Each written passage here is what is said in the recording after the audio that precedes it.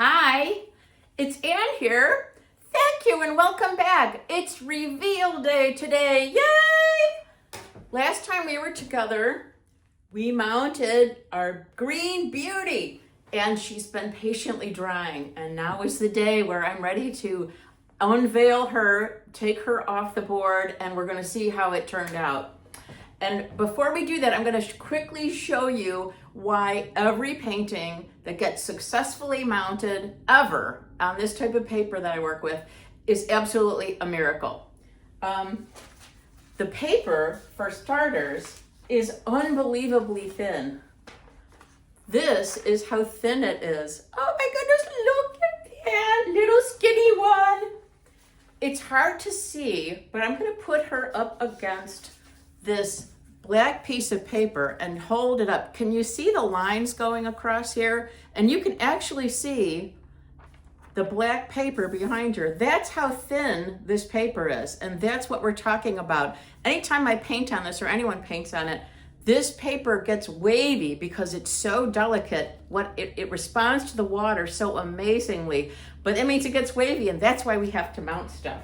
So that's the painting paper.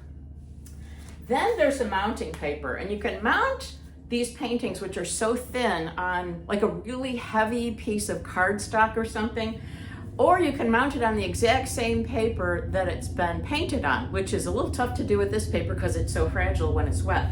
I actually use something similar. This is another handmade paper, but it's made out of cotton instead of the special trees that the other one is made out of. But I'm just gonna show you here. Do you see the lines are a little farther apart? That's how you can tell this is a different paper. It's beautiful and it's handmade, and together these two are transparent and they come together and get fused, and when it works, it's amazing. So I'm gonna actually bring over our green beauty now, and we're gonna take a look at her and see how she came out. Okay, here's the board. Here's the painting. Here we go. I'm gonna turn this around so you can see it. First of all, oh my goodness, yes.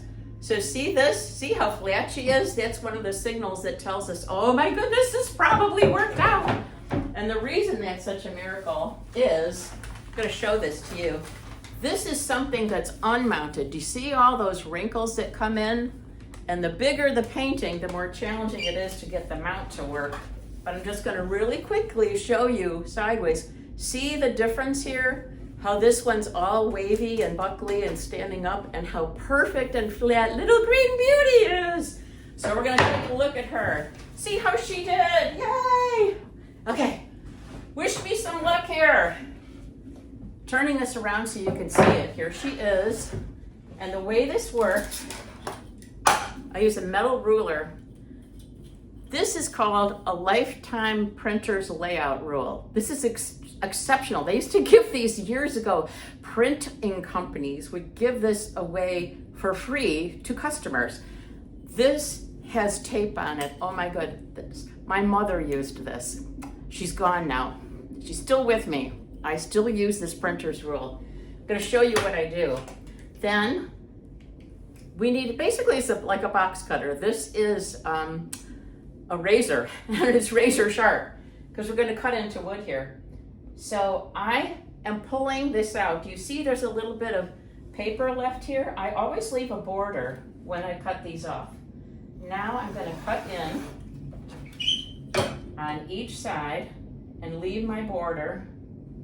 The big reason for that is the mounting is such a huge part of this type of painting, and it deserves to be celebrated, and I've always felt it's important that it be seen, especially because I'm doing it on another type of handmade paper.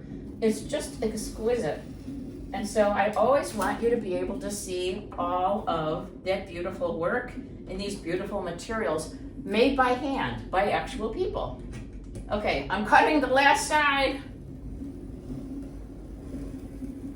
Oh my goodness, oh my goodness. It's so exciting. Look at this.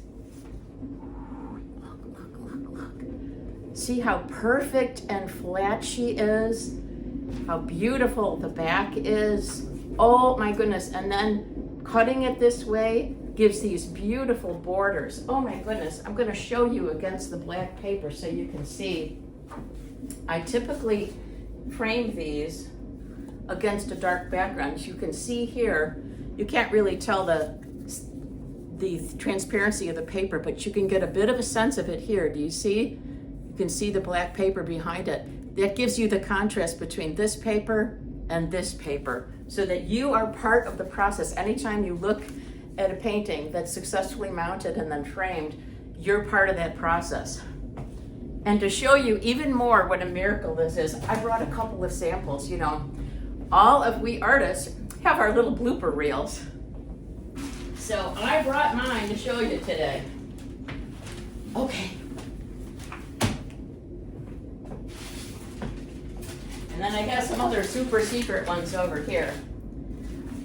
This is the piece I showed you earlier. This is painted, but not mounted yet. So this is still in the pile of uncertainty. We don't know if she's going to work out. We sure hope so.